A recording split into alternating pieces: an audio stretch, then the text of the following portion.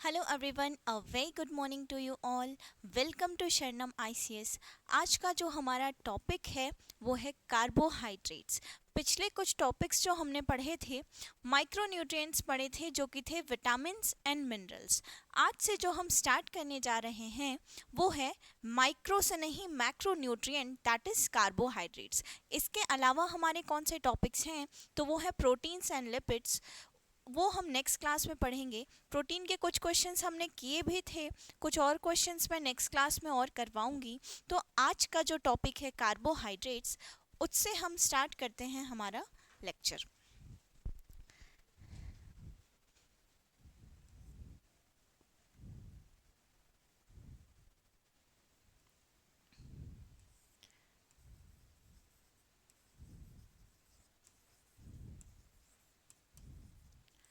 जब हम कार्बोहाइड्रेट्स की बात करते हैं तो सबसे पहला जो माइंड में थिंग आती है वो क्या आती है कि it is a macronutrient. Macronutrient. तो मैक्रोन्यूट्रिएंट क्या होता है? मैक्रोन्यूट्रिएंट मींस कि जो हमें एनर्जी प्रोवाइड कराते हैं, है ना। ऐसे कोई भी प्रोटीन्स हो गए, लिपिड्स हो गए, फैट्स हो गए, जो भी चीज़ें हमें न्यूट्रिएंट्स एनर्जी प्रोवाइड कराते हैं वो कहलाते हैं मैक्रोन्यूट्रिएंट्स।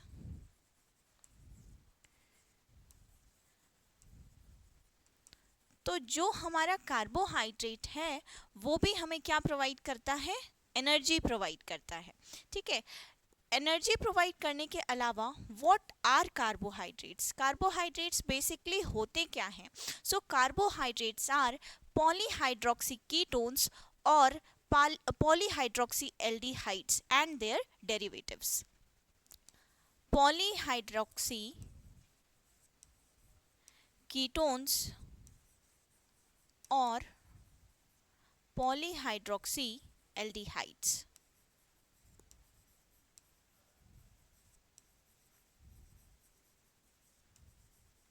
पॉलीहाइड्रोक्सी मतलब क्या होता है? पॉली मीन्स बहुत सारे, मैनी, और हाइड्रोक्सी मीन्स क्या होता है? OH groups. ठीक है। तो कार्बोहाइड्रेट्स ओवरऑल क्या होता है? बहुत सारे OH ग्रुप्स को मिला के एक फॉर्मेशन होती है, उसे हम बोलते हैं कार्बोहाइड्रेट्स, जो कि होते हैं हमारे एल्डिहाइड्स एंड कीटोन्स, और उनके डेरिवेटिव्स भी होते हैं। डेरिवेटिव्स क्या होते हैं वो जब हम नेक्स्ट लेक्चर करेंगे एक थ्योरी बेस्ड, तो उसमें मैं आपको समझा दूंगी कि what are derivatives and derivatives.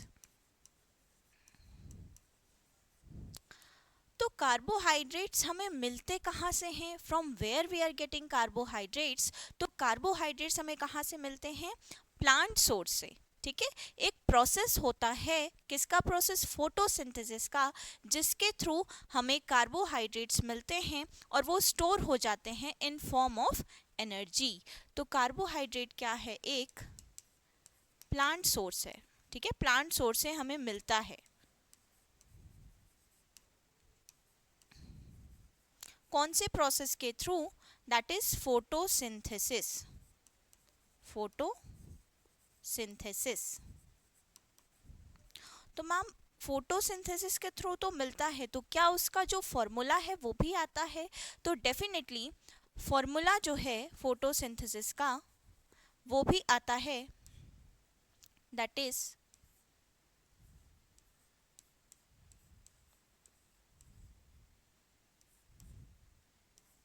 Glucose plus oxygen. ठीक है।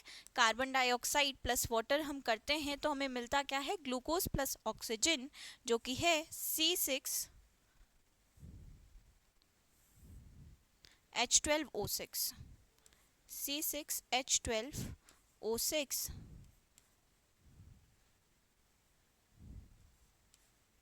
Plus oxygen. ठीक है। किसके प्रेजेंस में होता है? तो chlorophyll and sunlight. Chlorophyll and sunlight के प्रेजेंस में ये रिएक्शन होता है और हमें मिलता है ग्लूकोज प्लस ऑक्सीजन, जो कि फिर प्लांट स्टोर करके रखता है और यूटिलाइज करता है फॉर फ्यूचर यूज। उसके अलावा अगर हम कार्बोहाइड्रेट्स की बात करते हैं तो हमें 4 किलो कैलोरी कार्बोहाइड्रेट मिलता है।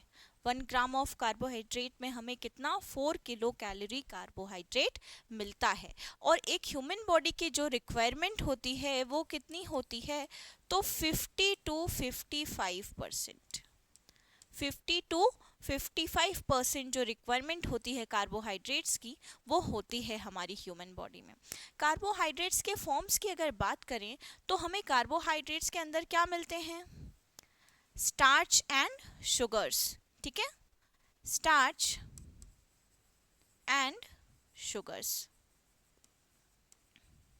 अगर हमें टेस्ट करना है किसी भी फूड में कार्बोहाइड्रेट प्रेजेंट है तो हम स्टार्च में क्या टेस्ट करेंगे, एक आयोडीन टेस्ट आता है, मॉलिश टेस्ट होता है, ठीक है। तो आयोडीन टेस्ट में हम क्या करेंगे, उसमें कोई भी हम पोटैटो ले लेंगे या कोई भी कार्बोहाइड्रेट ले लेंगे या राइस ले लेंगे, उसमें थोड़ा सा आयोडीन सॉल्यूशन डिप करेंगे।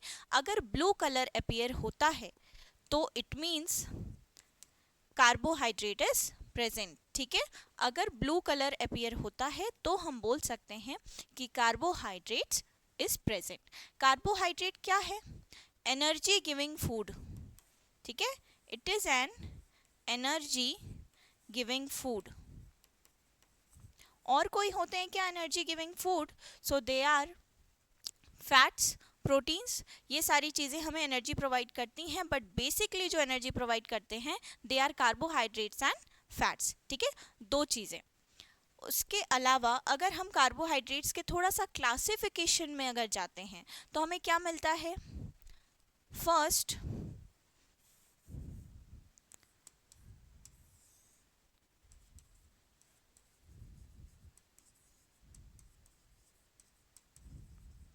First is monosaccharide, monosaccharides.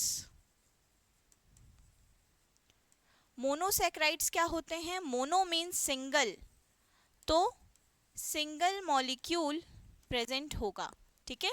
Monosaccharides, oligosaccharides, polysaccharides, disaccharides, ठीक है। डाइसैकेराइड्स की अगर हम बात करें, डाइसैकेराइड्स में डबल मॉलिक्यूल्स प्रेजेंट होते हैं, 2 मॉलिक्यूल्स। अगर हम ओलिगोसैकेराइड्स की बात करते हैं तो ओलिगोसैकेराइड्स में क्या होता है, 1 to 10 यूनिट्स रहते हैं मॉलिक्यूल्स के, ठीक है। ओलिगोसैकेराइड्स में 1 to 10 मॉलिक्यूल्स मिलेंगे हमें। एंड अगर हम पॉलीसैकेराइड्स की बात करें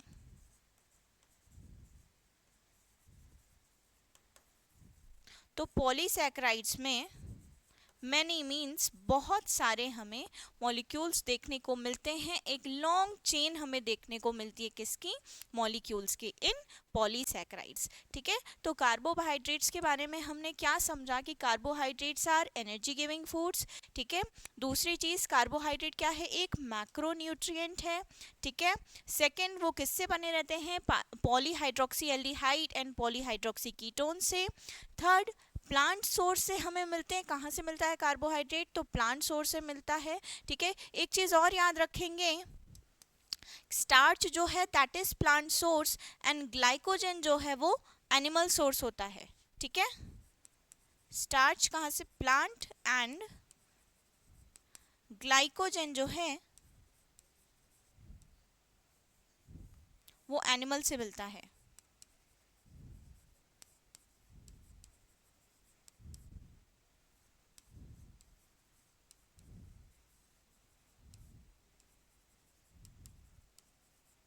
ठीक है, ये एक इम्पॉर्टेंट है, कई बार इससे क्वेश्चंस आए हुए हैं कि स्टार्च हमें कहाँ से ऑब्टेन होता है और ग्लाइकोजन के रिलेटेड भी, तो ये याद रखेंगे, glycogen is obtain from animals and starch जो है वो प्लांट से, ठीक है। उसके अलावा हमने पढ़ा कि एनर्जी गिविंग फूड्स हैं, स्टार्च का अगर हम टेस्ट करेंगे कि प्रेजेंट है कि नहीं कार्बोहाइड्रेट फूड में, तो क्या करेंगे हम, एक आयोडीन सॉल्यूशन का टेस्ट करेंगे, ठीक है।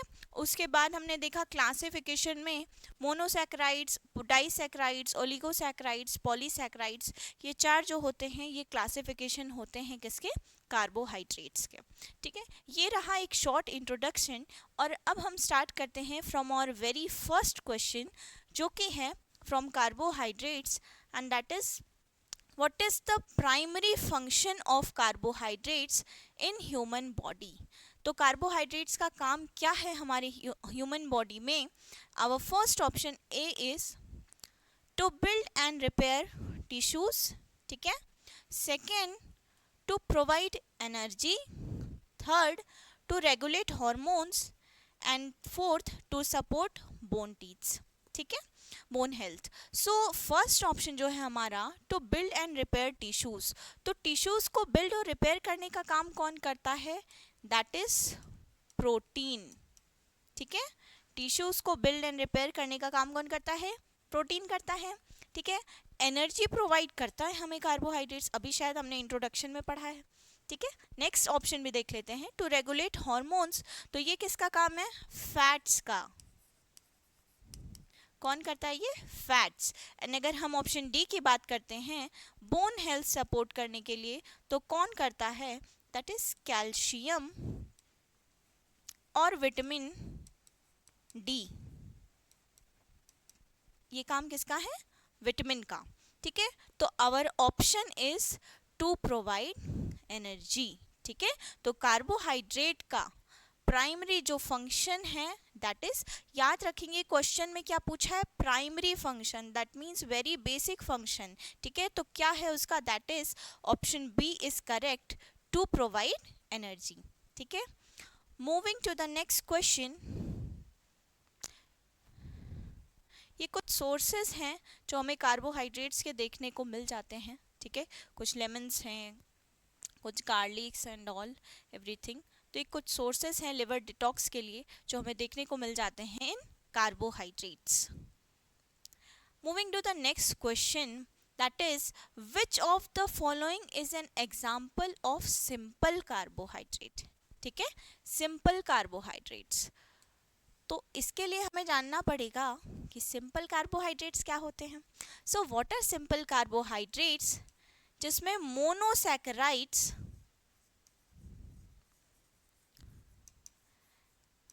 एंड डाइसैकेराइड्स आर प्रेजेंट, ठीक है। Monosaccharides means single unit and double unit molecules present होंगे तो वो कहलाएगा सिंपल कार्बोहाइड्रेट्स, ठीक है। जिसमें दोनों मोनोसैकेराइड्स एंड डाइसैकेराइड्स प्रेजेंट हो, they are known as simple carbohydrates. Option देख लेते हैं एक बार। First option A is starch, second B is fibre, C is glucose, D is cellulose. तो क्या है ये हमारा ऑप्शन ए? स्टार्च हो सकता है क्या? क्या स्टार्च एक फॉर्म का एक सिंपल कार्बोहाइड्रेट का फॉर्म है क्या? फाइबर, फाइबर तो बहुत डिफिकल्ट होता है हमारी बॉडी को डाइजेस्ट करने के लिए, ठीक है। ग्लूकोज एंड सेल्यूलोज, ठीक है। तो एक सिंपल फॉर्म ऑफ कार्बोहाइड्रेट क्या होगा हमारा? दैट इज ग्लूकोज, ठीक है। Sorry, means option C is correct, ठीक है। ऑप्शन सी हमारा ग्लूकोज जो है वो सिंपल फॉर्म ऑफ कार्बोहाइड्रेट है, ठीक है। Moving to the next question, what is the term for carbohydrates that are not easily broken down by the body? ठीक है, तो कुछ कार्बोहाइड्रेट्स ऐसे भी होते हैं जो इजीली ब्रोक डाउन होते हैं, तो मैम कुछ ऐसे भी होते हैं क्या जो नहीं होते? बिल्कुल होते हैं, होते हैं ना, तभी तो क्वेश्चन आया है। सो कौन सा ऐसा फॉर्म ऑफ कार्बोहाइड्रेट है जिसको ब्रेक डाउन करने में हमारी बॉडी को बहुत ज़्यादा मेहनत लगती है, डाइजेस्ट होने में जिसे प्रॉब्लम होती है? ऑप्शंस देखते हैं। सिंपल कार्बोहाइड्रेट्स, अभी मैंने बताया था सिंपल कार्बोहाइड्रेट्स क्या होते हैं? मोनोसैकेराइड्स एंड डाइसैकेराइड्स, ठीक है, दोनों प्रेजेंट हो।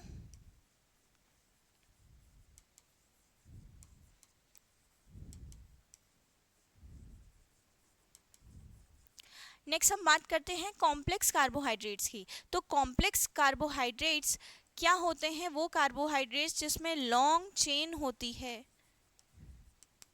पॉलीसैकेराइड्स और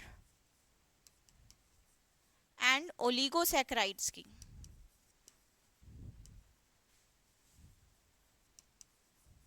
ठीक है। लॉन्ग चेन होती है किसकी? पॉलीसैकेराइड्स एंड ओलिगोसैकेराइड्स की, दोनों की लॉन्ग चेन होती है किसमें? कॉम्प्लेक्स कार्बोहाइड्रेट्स में। तो फिर कॉम्प्लेक्स कार्बोहाइड्रेट इसका आंसर क्या हो सकता है क्या? एक चीज़ और, जो सिंपल कार्बोहाइड्रेट्स होते हैं वो बहुत इजी होते हैं डाइजेस्ट करने में, ठीक है, इजीली डाइजेस्ट हो जाते हैं। बट कॉम्प्लेक्स कार्बोहाइड्रेट जो है तो उसमें थोड़ा सा मेहनत लगती है डाइजेस्ट होने में, ठीक है, it is quite difficult to digest, लेकिन डाइजेस्ट हो जाते हैं, ठीक है। शुगर्स तो ऑब्वियसली ऑप्शन डी जो है हमारा वो हो ही जाएंगे डाइजेस्ट। बात करते हैं फाइबर की, तो फाइबर जो है that is very difficult for digestion, ठीक है, फाइबर को डाइजेस्ट करना पॉसिबल नहीं होता है एंड इजीली ब्रोक डाउन कर पाना हमारी बॉडी के लिए फाइबर को पॉसिबल नहीं होता है, ठीक है। तो option C that is fibre, क्योंकि फाइबर हार्ड हो जाते हैं, है ना, तो हार्ड सब्सटेंसेस को डाइजेस्ट कर पाना थोड़ा सा टफ होता है बॉडी के लिए, ठीक है। तो हमारा ऑप्शन सी करेक्ट है, दैट इज फाइबर। देखते हैं फाइबर क्या होता है थोड़ा सा। आई थिंक सबको लग रहा होगा ना कि फाइबर के सोर्सेस क्या हैं, मैम बता दीजिए, ठीक है। तो बता देती हूँ फाइबर के सोर्सेस क्या हैं।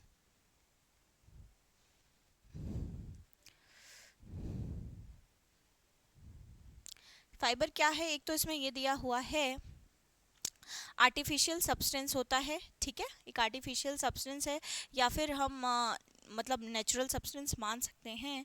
इसके इमेजेस में हम देखते हैं कि हमें फाइबर्स के कुछ इमेजेस मिल जाएं। देखो ये कुछ इमेजेस हैं, कुछ चीज़ें हैं जो फाइबर्स में आते हैं। सी दे आर वेरी हार्ड ना, काफ़ी हार्ड होते हैं ये वेजिटेबल फाइबर्स। देखो ये पाइनएप्पल के कोर, अबाका, जूट के नाफ काफ़ी ज़्यादा हार्ड है ये, ठीक है। तो ये इनको डाइजेस्ट करना ऑब्वियसली पॉसिबल नहीं होगा ना, हार्ड है वो, कुक नहीं है। तो these are some kind of fibres. समझ में आया फाइबर्स क्या होते हैं, आ गया होगा, है ना, ठीक है। सो आवर ऑप्शन इज कि हमारी बॉडी को सबसे ज़्यादा डिफिकल्टी किसको होती है ब्रेक डाउन करने में, दैट इज़ फाइबर, ठीक है। Moving to the next question. ये कुछ सोर्सेज हैं फाइबर के। यार पता नहीं मुझे समझ में नहीं आ रहा, जब भी मैं इमेज पुट करवाती हूँ कहीं ना कहीं थोड़ी थोड़ी वो ब्लर दिखती है। आई होप आप लोगों को थोड़ी मतलब थोड़ी तो दिख ही रही होगी, मैंने गूगल पे भी थोड़ी दिखाई है, तो आप एक बार चेक कर लेना, ठीक है। सोर्सेज हैं ये फाइबर के। नेक्स्ट क्वेश्चन पे आते हैं, ठीक है। विच of the following foods is a rich source of complex carbohydrate. अभी बताया था मैंने कॉम्प्लेक्स कार्बोहाइड्रेट क्या होता है, क्या होता है मैम, पॉलीसैकेराइड्स और ओलिगोसैकेराइड्स की लॉन्ग चेन प्रेजेंट होती है, ठीक है। पॉलीसैकेराइड्स एंड ओलिगोसैकेराइड्स की लॉन्ग चेन जिसमें प्रेजेंट होती है that is known as complex carbohydrate. चलेगा, समझ आया, दैट इज कॉम्प्लेक्स कार्बोहाइड्रेट, ठीक है, लॉन्ग चेन। तो अब अगर हम उसके सोर्सेस की बात करें तो पहला ऑप्शन क्या है, वाइट ब्रेड है। सेकंड क्या है, fresh fruits. Third whole grains, D candy. तो अगर हम वाइट ब्रेड की बात करें तो क्या सिर्फ ब्रेड खाने से पूरे कॉम्प्लेक्स कार्बोहाइड्रेट्स मिल जाएंगे हमें, रिच सोर्स पूछा है हमें, ठीक है। तो ब्रेड है क्या, नहीं। फ्रेश फ्रूट्स, फ्रूट्स तो आते ही हैं ना, विटामिन में भी आ जाएंगे कुछ फ्रूट्स, कुछ नॉर्मल हर एक चीज़ में थोड़े थोड़े फ्रूट्स तो एडेड रहते ही हैं, ठीक है। तो रिच सोर्स पूछा है। होल ग्रेन्स बिल्कुल हो सकता है, क्यों, क्योंकि उसमें सारी चीज़ें मिल रही हैं हमें, और थोड़े से कॉम्प्लेक्स जो थोड़ी हार्ड रहते हैं और लॉन्ग चेन होते हैं पॉलीसैकेराइड्स और ओलिगोसैकेराइड्स के, तो सारे प्रेजेंट हैं। कैंडी तो एक फॉर्म ऑफ शुगर में आ जाएगा हमें, ठीक है। So whole grains is the answer, ठीक है। क्या है रिच सोर्स कॉम्प्लेक्स कार्बोहाइड्रेट का, तो दैट इज होल ग्रेन्स, ठीक है। ये भी कुछ सोर्सेज हैं होल ग्रेन्स के, सबने देखे होंगे, है ना यार, ये तो चना दाल, और क्या है ये, क्या क्या है, गेहूं, वीट, और ठीक है यही सारी चीज़ें, ठीक है। Moving to the next question. What is the process, important question है, पहले ही मार्क करवा दे रही हूँ, ठीक है। What is the process by which carbohydrates are broken down into glucose, ठीक है, इन बॉडी। तो हमारी बॉडी में कार्बोहाइड्रेट को ग्लूकोज में कौन बदलता है, कौन से प्रोसेस से वो ब्रेक डाउन होते हैं? First option is glycolysis, second is glycogenolysis, third is carbohydrate metabolism and fourth is digestion. तो फर्स्ट ऑप्शन जो है ग्लाइकोलिसिस, उसमें क्या होता है, ग्लूकोज टर्न इनटू, ग्लूकोज किस में बदलता है, पाइरोवेट में, पाइरोवेट्स, और कौन सी एनर्जी निकलती है, that is ATP, ATP and NADH reducing agent, ठीक है, NADH और ATP एनर्जी निकलती है। तो ग्लाइकोलिसिस इज अ प्रोसेस, कौन सा प्रोसेस, जिसमें ग्लूकोज टर्न होता है, किस में ब्रेक डाउन होता है, पाइरोवेट्स में, एनर्जी रिलीज होती है कौन सी, ATP एंड NADH जो कि है रिड्यूसिंग एजेंट, ठीक है। ग्लाइकोजिनोलिसिस क्या होता है, ग्लाइकोजन का कन्वर्जन, ग्लाइकोजन टर्न किस में होता है, ब्रेक डाउन किस में होगा ग्लाइकोजन का, ग्लूकोज मॉलिक्यूल्स में। जो ग्लाइकोजन है हमारा, वो ग्लूकोज के फॉर्म में स्टोर होके रखा रहता है। तो जब वो स्टोर होके रखा रहता है तो उसको हमें ब्रेक डाउन करना पड़ता है। तो जो वो ब्रेक डाउन का प्रोसेस है उसे हम बोलते हैं ग्लाइकोजिनोलिसिस, ठीक है, ग्लूकोजन का ग्लूकोज मॉलिक्यूल्स में चेंज होना, ठीक है, ग्लाइकोजन का ग्लूकोज मॉलिक्यूल्स में चेंज होना, that is glycogenolysis. Next option की हम बात करते हैं कार्बोहाइड्रेट मेटाबॉलिज्म। तो व्हाट इज कार्बोहाइड्रेट मेटाबॉलिज्म, वो एनर्जी स्टोर करके रखने का एक तरीका है हमारी बॉडी में, ठीक है, बॉडी जो एनर्जी स्टोर करके रखती है उसे हम बोलते हैं कार्बोहाइड्रेट मेटाबॉलिज्म। नेक्स्ट ऑप्शन बचा D and that is digestion, carbohydrates का ग्लूकोज में ब्रेक डाउन होना, ठीक है, कार्बोहाइड्रेट्स का ग्लूकोज में ब्रेक डाउन होना is known as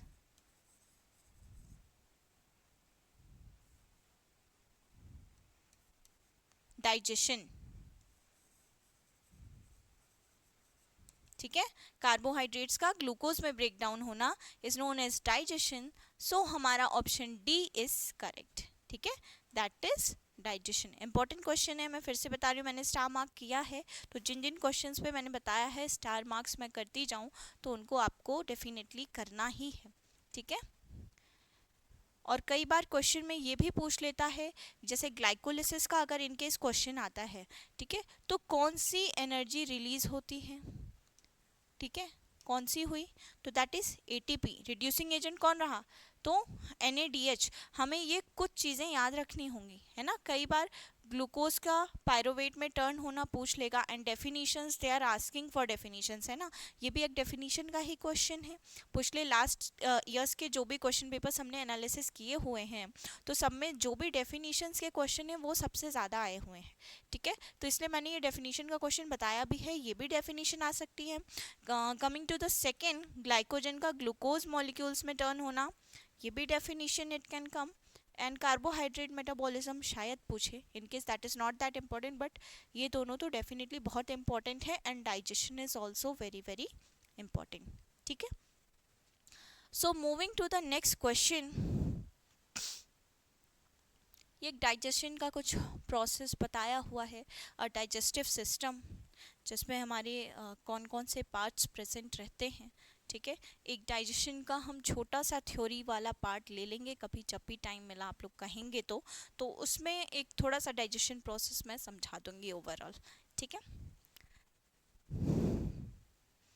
moving to the next question, which of the following conditions can be caused by a diet that is excessively high in refined carbohydrates, high in refined carbohydrates।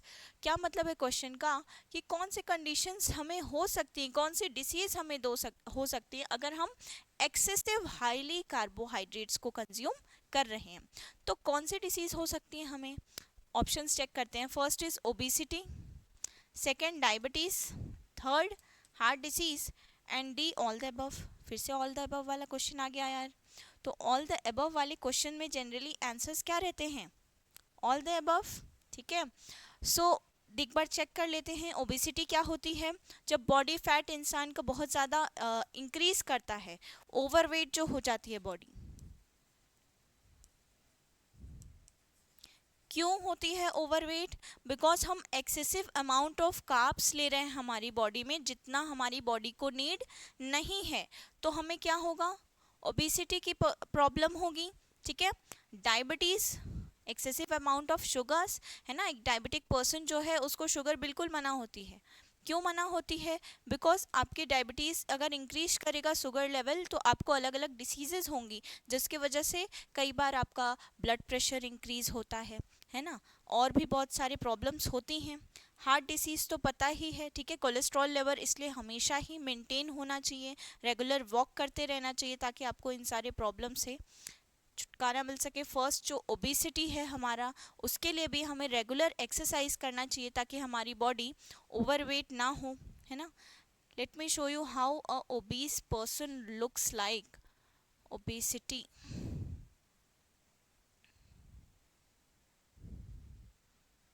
ठीक है। क्या reasons हैं obesity के? कोई activity नहीं कर रहा है एक लड़का, ठीक है। सम एंडोक्राइन डिसीजेस हैं, कुछ हेरिडिटरी प्रीडियोपेशंस होते हैं, कुछ उसकी प्रॉब्लम्स होती हैं, ठीक है। कॉजेस ऑफ ओबेसिटी, तो आप या तो बाहर का पैकेट जो प्रोसेस्ड फूड्स हैं वो ज़्यादा आप ले रहे हो, ठीक है। तो ये कुछ प्रॉब्लम्स हैं जिसके वजह से आपको ओबेसिटी का प्रॉब्लम फेस करना पड़ सकता है, ठीक है। तो क्या करना चाहिए अगर हमें ओबेसिटी की प्रॉब्लम है? तो क्या चीज़ें हमें नहीं करनी चाहिए? तो सबसे पहले first what we should do is regular exercise करनी चाहिए। बाहर का कोई भी फूड हमें नहीं खाना चाहिए। कभी इन मंथ और 2 मंथ्स अगर आप एक दो बार कुछ कंज्यूम कर ले रहे हो तो that is okay. Aerated drinks हमें नहीं लेनी चाहिए, ठीक है। हमारी बॉडी में एक्सेसिव कार्ब्स की जो चीज़ें होती हैं, जैसे हम एक्सेसिव राइस खा रहे हैं या एक्सेसिव कोई भी अमाउंट ऑफ चीज़ खा रहे हैं, जैसे पिज़्ज़ाज, बर्गर्स, ये सब हो गए, तो हमारी बॉडी उसके वजह से फैट जो है या कार्बोहाइड्रेट्स जो हैं एक जगह जमा हो जाते हैं एंड ओबेसिटी की प्रॉब्लम होती है, ठीक है। So our answer goes with option D, that is all the above. ये सारी प्रॉब्लम्स, अगर हम एक्सेसिव रिफाइंड कार्बोहाइड्रेट्स लेते हैं तो ये सारी प्रॉब्लम्स हमें हो सकती हैं, ठीक है। Moving to the next question, what is the primary source of carbohydrates in most diet? तो प्राइमरी सोर्स जो from the very first question जो हमने देखा था कि प्राइमरी सोर्स क्या लिया था हमने, जो बेसिक ग्रेन्स होते हैं। अब प्रोटीन्स की बात करें तो प्रोटीन्स तो एक अलग ही जो है मैक्रो न्यूट्रिएंट हो जाता है, ठीक है।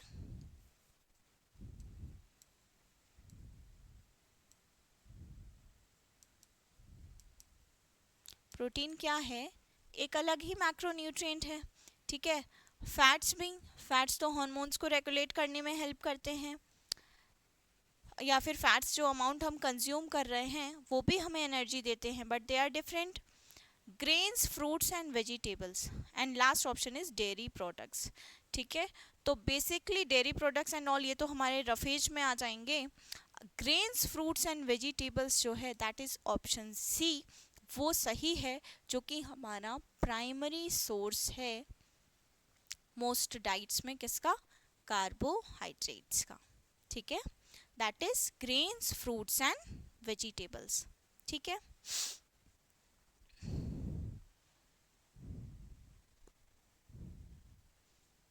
कुछ सोर्सेस हैं ये ग्रेन्स, फ्रूट्स एंड वेजिटेबल्स जो हम लेते हैं in form of carbohydrates. Picture I think image clear होगी, ठीक है। Moving to the very next question, which type of carbohydrates is commonly used as food additive to enhance texture and sweetness? ठीक है, texture and sweetness को increase करने के लिए कौन सा कार्बोहाइड्रेट का हम कॉमनली यूज करते हैं? So option first is sucrose, glucose, fructose, all the above. तो ऑब्वियस सी बात है, अगर हम स्वीटनेस के लिए भी यूज कर रहे हैं एंड फॉर टेक्सचर, तो ये सारे ही जो हैं सुक्रोज, ग्लूकोज एंड फ्रक्टोज, सारी चीज़ों की ही नीड होंगी। सो ऑप्शन डी जो है हमारा, that is all the above, वो सही है। ठीक है, अगर किसी भी कार्बोहाइड्रेट की जो हम यूज़ कर रहे हैं फूड में टेक्सचर या स्वीटनेस बढ़ाने के लिए, तो हमें सारी चीज़ों का ही यूज़ करना पड़ेगा जो कि आते हैं किसमें, रिड्यूसिंग शुगर्स में। ठीक है, sucrose, glucose, fructose. So option D is correct. Moving to the next question. What is the term for the process of breaking down complex carbohydrates into simpler sugar during food processing?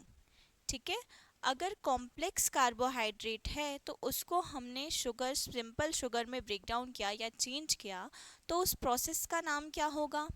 First is hydrolysis, second is fermentation, third is gelatinisation and fourth is caramelisation. So which answer is the correct? So हमारा option first है जो कि hydrolysis, वो सही है। That means option A is correct, that is breaking down complex carbohydrates into simpler sugars. ठीक है, तो मैम फर्मेंटेशन क्या होता है? तो फर्मेंटेशन क्या है? एक प्रिजर्वेशन टेक्निक है। ठीक है, एक प्रिजर्विंग या प्रिजर्वेशन की टेक्निक है। मैंने पढ़ाया था कि प्रिजर्वेशन टेक्निक्स में कौन कौन सी आती हैं? फर्मेंटेशन, उसके अलावा और कौन सा पढ़ाया था मैंने? पैस्चराइजेशन, और क्या पढ़ा था हमने? सबसे पहले जो ओल्डेस्ट थी वो कौन कौन सी थी? ड्राइंग थी, सॉल्टिंग थी, पिकलिंग थी, और हाई थर्मल प्रोसेसेस,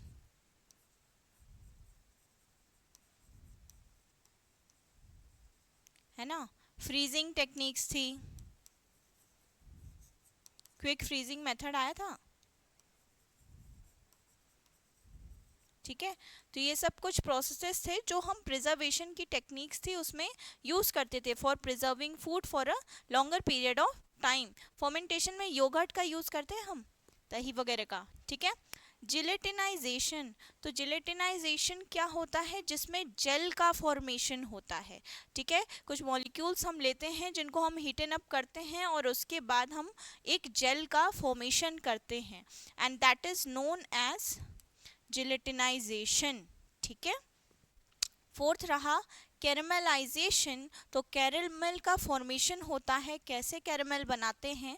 शुगर हम लेते हैं, उसको हम हाई टेम्परेचर पे एकदम हीट करते हैं। जब हम हाई टेम्परेचर पे उसको रखेंगे तो वो घुल के एक कैरमल का फॉर्म बनाएगा। ठीक है, शुगर्स को हम हाई टेम्परेचर पे रखते हैं और हीट एंड अप करते हैं।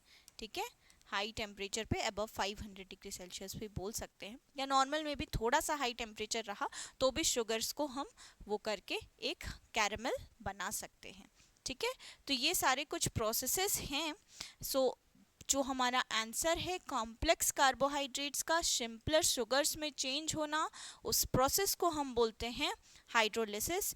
अनदर डेफिनेशन का क्वेश्चन है ये, so it is also very very important. ठीक है, इम्पोर्टेंट क्वेश्चन है। जो भी क्वेश्चंस आएंगे डेफिनेशन से रिलेटेड वो डेफिनेटली एग्जाम्स में पूछे जाएंगे, चाहे वो हाइड्रोलिसिस हुआ, जिलेटिनाइजेशन हुआ, कैरमलाइजेशन हुआ, या फिर हमारा फर्मेंटेशन हुआ। ठीक है, तो हम ये सारी चीज़ें हमेशा रिमेंबर रखेंगे। सो हमारा आंसर किससे गया? That is option A. ठीक है,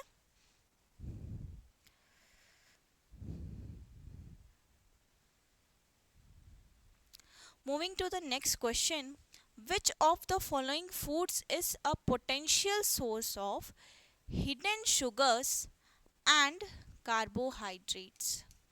ठीक है, हिडन शुगर्स एंड कार्बोहाइड्रेट्स किस फूड में प्रेजेंट हैं? तो फ्रेश फ्रूट्स जो हमारा फर्स्ट ऑप्शन है, क्या उसमें प्रेजेंट रहते हैं हिडन शुगर्स? नहीं। ठीक है, वो तो हमारे हेल्थ के लिए अच्छे होते हैं। Canned vegetables, they are also good for the health. Can means हम उसको प्रिजर्व करके रख रहे हैं for a longer period of time, है ना. कैनिंग प्रोसेस मैंने बताया था जो यूज होता था, बॉटल्स में हम सील करके हीट प्रोवाइड करके प्रिजर्व करके रखते थे for longer period of time. ठीक है. नेक्स्ट प्रोसेस्ड स्नैक्स, ये हो सकता है ऑल द अबव है, कई बार ऑल द अबव नहीं भी होता है आंसर, है ना. So our answer is processed snacks. ठीक है. कोई भी जो स्नैक्स हम यूज करते हैं, बाहर से लाके रखते हैं और उनको हम यूज कर रहे हैं, कंज्यूम कर रहे हैं, तो वो हमारे लिए एज अ हिडन शुगर का एक्ट करेंगे. ठीक है. वो एक्ट करेंगे एज अ हिडन शुगर, जो कि एसेंशियल सोर्स हो जाते हैं किसके, कार्बोहाइड्रेट्स के. ठीक है. That is processed snacks. Option C is correct. Moving to the processed snacks क्या हैं देख लेते हैं. कुछ सोर्सेस, है ना.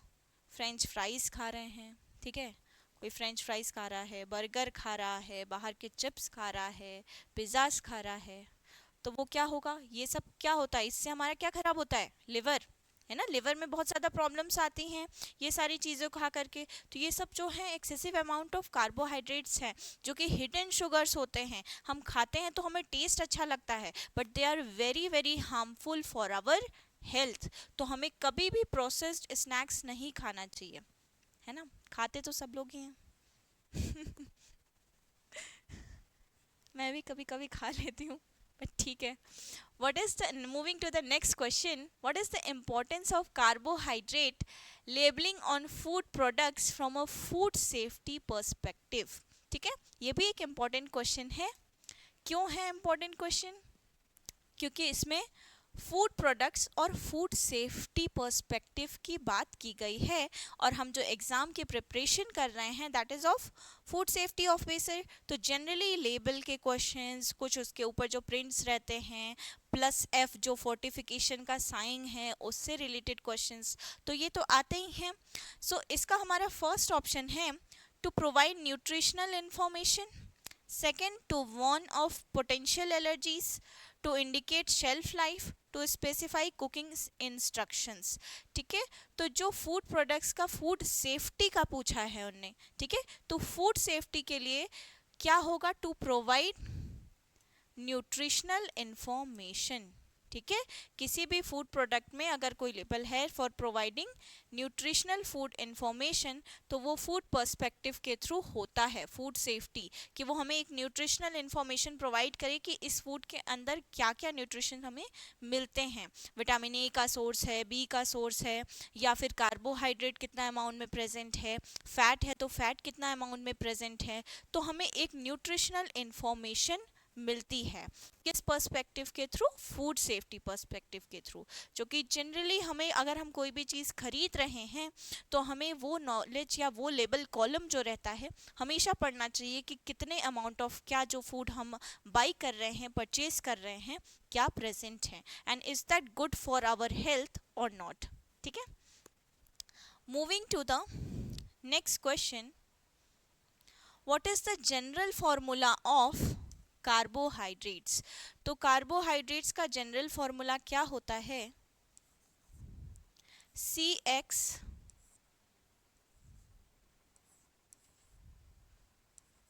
ठीक है.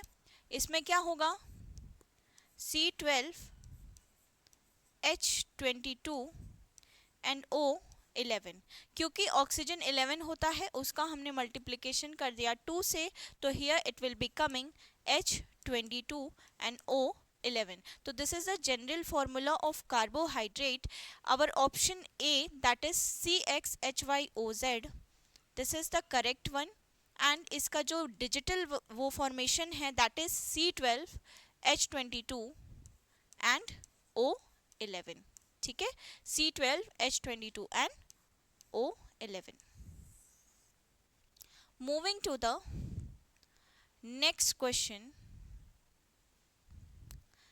In the general formula for carbohydrates CXH2OY, what is the ratio of, ये नहीं रहेगा यहाँ पे, ठीक है, H2OY, what is the ratio of hydrogen to oxygen atoms.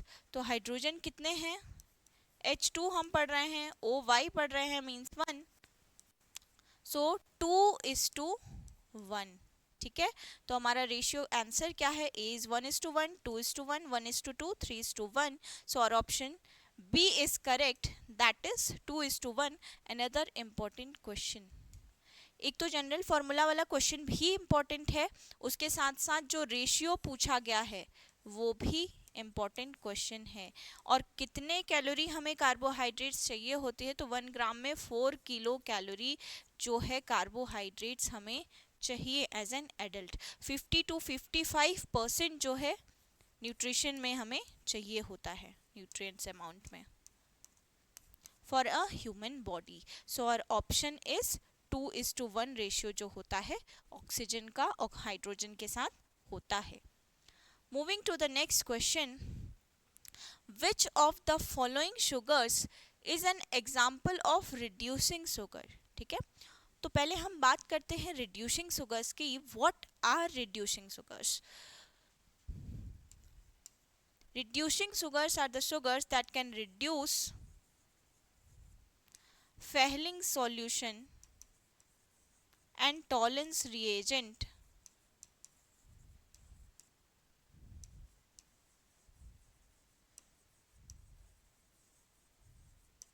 and इनके पास क्या होता है, free aldehyde and ketonic group,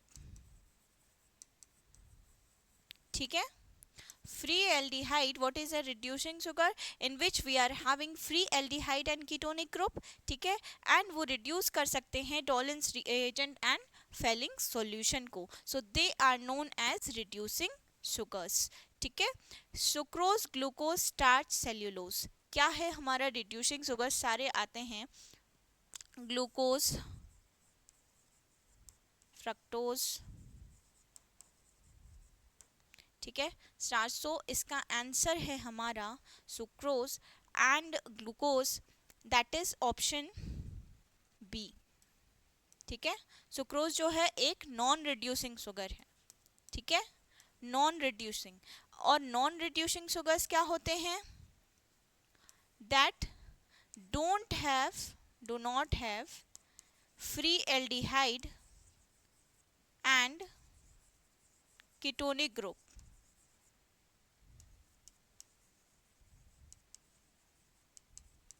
ठीक है। इनमें free aldehyde and ketonic group present नहीं हो सकता है एंड वो लोग रिड्यूस नहीं कर सकते हैं Fehling solutions and Tollens reagents को, so they are known as non reducing sugars, that is sucrose, ठीक है। सुक्रोज क्या है? एक नॉन रिड्यूसिंग शुगर्स हैं। जनरली जो क्वेश्चंस आते हैं पूछ लेते हैं, एग्जांपल्स में भी पूछ लेते हैं कि रिड्यूसिंग शुगर्स के एग्जांपल्स ये हैं, तो आपको ऑड वन आउट पिक करना है, ठीक है। कई बार मैच द फॉलोइंग में क्वेश्चंस आ जाते हैं, तो हमें ये ध्यान रखना होगा कि रिड्यूसिंग शुगर्स के एग्जाम्पल क्या हैं एंड नॉन रिड्यूसिंग शुगर्स जो हैं हमारी, उसके भी एग्जाम्पल्स क्या हैं, ठीक है। Moving to the next and last question, which of the following statements is true about non reducing sugars, ठीक है। नॉन रिड्यूसिंग शुगर्स मैंने अभी बताया that do not have free aldehyde and ketonic group,